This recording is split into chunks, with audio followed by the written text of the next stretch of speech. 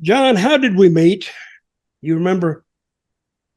I do remember. Absolutely. I had been in Europe for 2 years working for Otto and flew back over. And Bruce and I think Bruce had called me and wanted me to come out of the shows that they had in Philadelphia. It was a pay-per-view. And then we were up in Bethlehem, I believe it was, during a snowstorm. And the first day I get there, Tony Gurria throws me out of the locker room. He says, "What are you doing?" I said, "Well, I'm here for a tryout or something." He threw you out? And he goes, "Well, you got to get out of here." And I said, "What do you mean I got to get out of here?" I said, I flew all the way from Europe. And I said, he goes, "Well, you're not on the card. You have to leave." So he threw me out.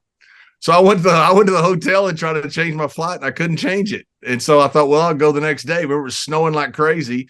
And we get down to Bethlehem, and you and I were sitting around talking in the locker room. And I had so much fun talking with you. And I was going to go out against Savio Vega. And you said, "Well, I'll go out with you," or something to that effect. Yeah, something like and that. I said, "Well, that's great," because I'd seen what you'd done with the Harris boys. And I thought, well, this is great. I've got this established guy that's going out with me. And even though I only had about 200 people in the crowd, all on one side of the ring that night. But I remember sitting in there with you because the Harris boys had left me stranded. They just left. And all of a sudden I'm sitting there with nobody to manage. And then you came in and we got to talking.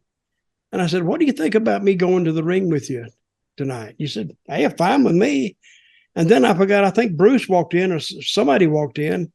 I said, "What do you think about me going with the ring with John?" "Do it. And I said, "Damn, this is easy."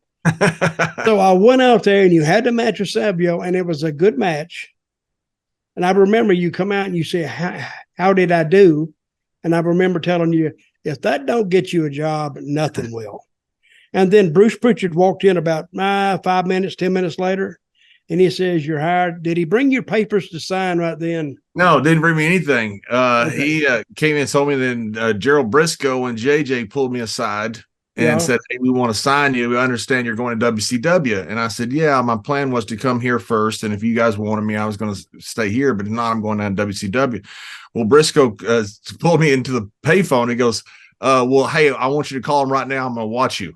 And so I said, "Look, I told you I'd sign," and that they didn't offer me any money. So I went up to the Titan Towers. Remember that old contract? It was like for 10 days for $150 a day. There was no guarantee. And WCW had given me not guaranteed money. They said they were going to give me guaranteed money. It wasn't they never officially offered me a contract. They said, "Here's what we'll probably offer you." So it wasn't an official offer. And so I go up there to meet with Vince and Lisa Wolf and JJ Dillon. And Vince walks in and throws this big contract down. First time I'd met him, I didn't meet him that night.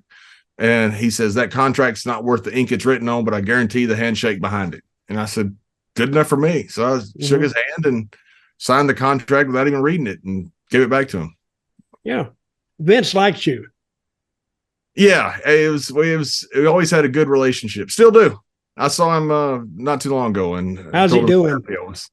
It looked like he's doing great. I was so happy. How's that mustache? For a guy who never liked facial hair, I can't believe he's got a mustache. Really? He would like most guys grow facial hair. Some guys would, but he didn't like them.